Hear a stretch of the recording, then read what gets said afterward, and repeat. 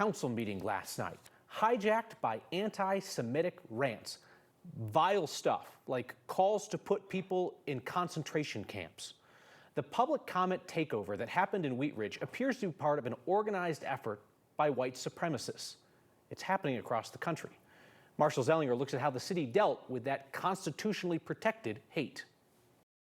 We are now at our public's right to speak. And with that introduction by Wheat Ridge Mayor Bud Starker, we begin an uncomfortable civics lesson about public comment. My comments tonight. The comments by Candace, who spoke in person, were about infrastructure. The rest of the comments by virtual speakers were, well, their made-up names give it away. It's Antisemitic.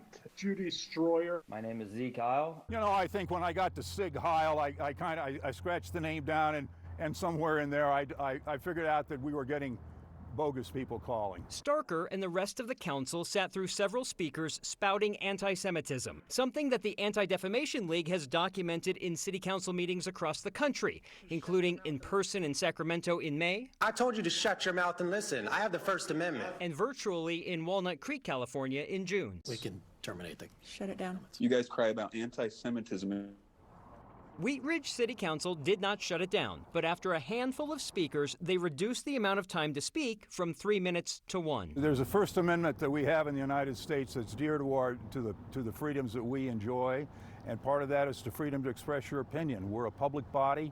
People are welcome to come and talk and speak to their counselors, speak to their representatives, and we don't infringe upon that. I listened to those comments. They were incredibly hateful, false, anti-Semitic, incredibly horrific. They were terrible.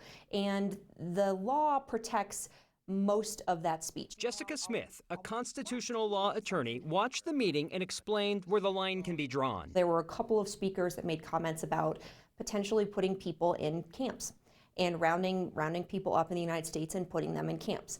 That would be illegal, and that is not protected speech. So what happens if anti-Semitic remarks take over Wheat Ridge City Council public comment a second time? I think we'll listen to those comments again. I think we'll try to once again balance the First Amendment rights that people have to come and talk to their representatives, even with the vile speech that they put out there. A Wheat Ridge spokesman told me the city did something it normally does not do after virtual public comment. The city tried to track the IP addresses of those commenting and got led to areas of Salt Lake City, Chicago, San Jose, Portland, and New Jersey, though, like a phone number, you can spoof an IP address. The fact that this is happening across the country, organized by white supremacists, that helped tip the scales for us today in terms of whether we talk about this. Do we give it any attention?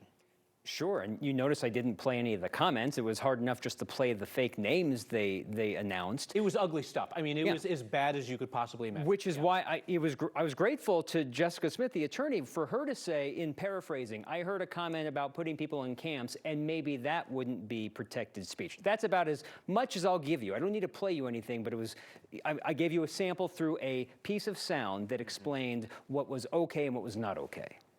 People are free to agree or disagree with our choice to cover it. But the fact is, there is a rising tide of this garbage, and it's in more and more places. Marshall, thank you.